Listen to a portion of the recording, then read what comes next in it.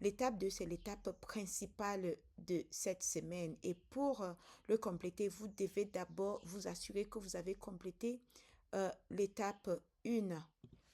Et donc, je vais lire ce qui est demandé de moi. Vos réponses sont votre façon d'apprendre et pourquoi cela compte.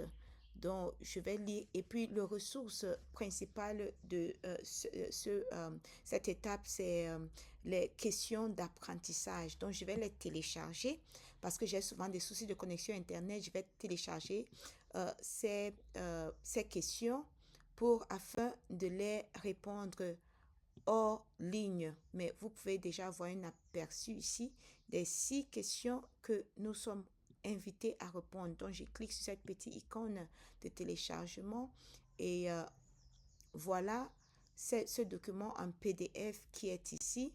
J'ai envie de l'enregistrer quelque part sur mon ordinateur. Donc, je vais encore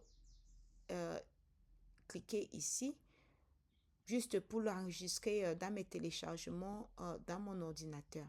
Maintenant, ce qu'il y a lieu de faire, c'est, je vais prendre le temps pour répondre à ces questions sur un document Word en ligne. Et lorsque c'est déjà fait, je vais juste simplement revenir ici au niveau de la plateforme pour copier et coller mes réponses. Et pour le faire, je vais cliquer sur cette icône Start, ça veut dire démarrer. Si votre interface est en français, vous allez voir que cette icône serait démarrer. Je clique sur démarrer et maintenant je vais essayer de répondre aux 6 questions en copiant. Donc je vais me rendre sur le document Word où j'ai répondu aux questions. Donc voilà mes réponses aux questions. Je vais copier la première réponse et je vais la coller ici.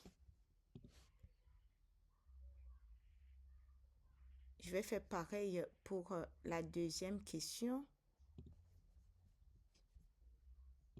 La deuxième question, une relation avec un prestataire privé ou informel. Je la copie aussi. Et puis, je viens coller ici.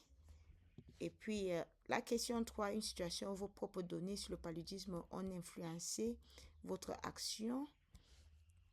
Je copie la réponse à la question 3. Je viens la coller ici. Si vous n'avez pas un souci de connexion Internet, vous pouvez tout de même saisir vos réponses directement. Vous allez voir que la plage, il n'y a pas de nombre de mots ou bien de caractères limités. Mais parfois, c'est mieux de faire hors ligne parce que vous avez le temps de relire et de vous assurer que tout ce dont vous voulez partager, vous l'avez partagé. Et c'est ce que j'ai fait. Ok, donc je viens maintenant, je vais toujours revenir et coller.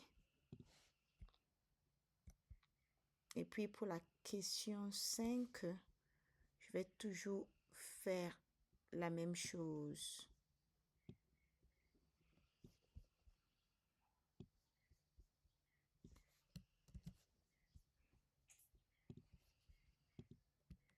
Si vous êtes sur téléphone, ça peut être un peu plus compliqué, mais c'est toujours faisable. Il vous suffit d'avoir, même si vous avez Google Docs, ça veut dire qu'une application qui vous permet de saisir les documents sur votre téléphone, vous pouvez toujours le faire et toujours pratiquer le copier-coller, ou bien vous pouvez toujours dérouler le menu sur votre téléphone et saisir directement vos réponses. Mais il faudrait prendre un peu de temps pour bien réfléchir à ce que vous allez écrire. Donc, comme vous pouvez le voir, je viens de mettre toutes mes réponses. J'ai répondu à toutes les questions et l'icône soumettre vos réponses est affichée. Je vais cliquer dessus. Et puis, il y a une question, êtes-vous sûr de vouloir soumettre vos réponses? Je vais dire oui, je suis sûr. Si je ne suis pas sûr, je reviens. Et puis, je regarde, je vérifie que tout est OK pour moi.